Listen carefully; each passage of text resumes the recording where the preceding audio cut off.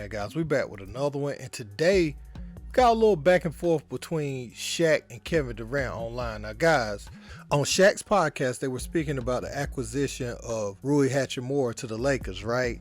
Well, Shaq said he didn't know who that was, and that caused a big uproar about people. You know, Rui's very popular in Japan, but over here, a lot of people, if you don't watch basketball on the regular, or you didn't follow Gonzaga when they were really good in college, you probably don't know who he is.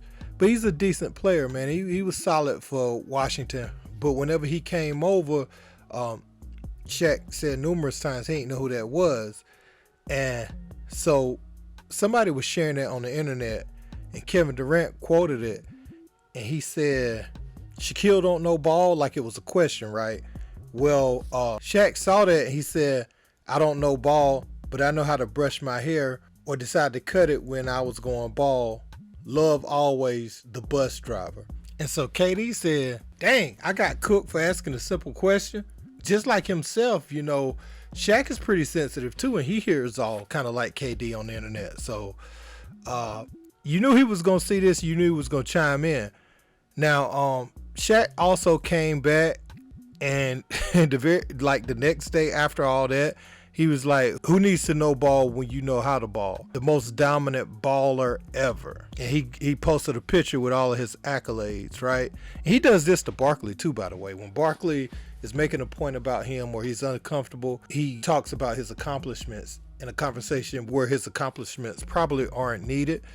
So KD went under that and said, impressive resume, Shaquille. I'm proud of you. Is Kevin Durant a great player?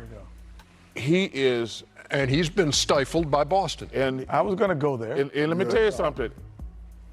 I don't want to badmouth the dude, but I see you guys always talk about that championship stuff. I try to tell y'all, all these bus riders, they don't mean nothing to me. If you ain't driving the bus, don't walk around talking about you're a champion.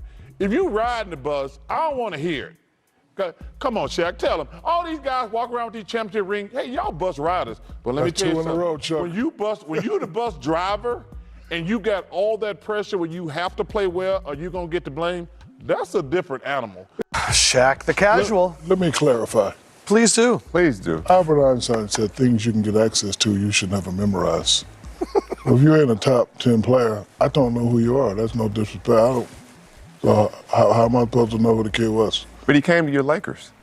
I know he is now, but I didn't, like, if I'm general manager and I got the big name guys on my team and I'm doing a while, I need one more big name guy, complimentary big name guy.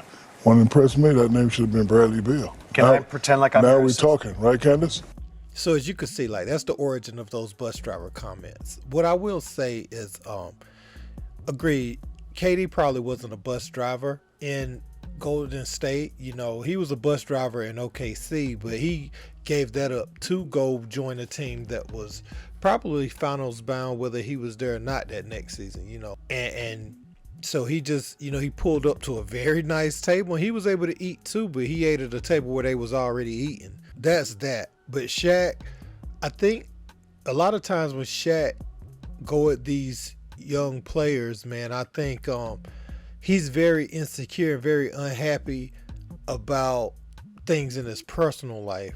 And I'm going to share that with y'all. I don't know if you all have seen this episode of the Pivot Podcast, but Shaq gave a look inside of things that's really bothering him. Like, sometimes Shaq is real snappy, even with Barkley on this side of the NBA. He's real snappy, and it seems like they trade minimal barbs, and that gets him going. Like, he's fussing about hey, I'm gonna come across this table, I'm gonna hit you, and then he's like, and he's playing, but he's not playing. You know what I'm saying? And Shaq, he gets real weird sometimes. And he spoke with Ryan Clark and those guys on that Pivot Podcast, and this is what he had to say. I wasn't protecting her and protecting those vows. So, sometimes when you live that double life, you get caught up in. So I'm not gonna say it was her, it was all me, because she did exactly what you're supposed to do. Gave me beautiful kids, take care of the house, take care of corporate stuff. It was just all me. Sometimes when you make a lot of mistakes like that, you can't really come back from that. But as I get older and dwell on situations, I can honestly say it was all me. The best feeling for me was coming home and hearing 5, 6 different voices. Don't matter if I missed 15 free throws and we lost, they don't care about that.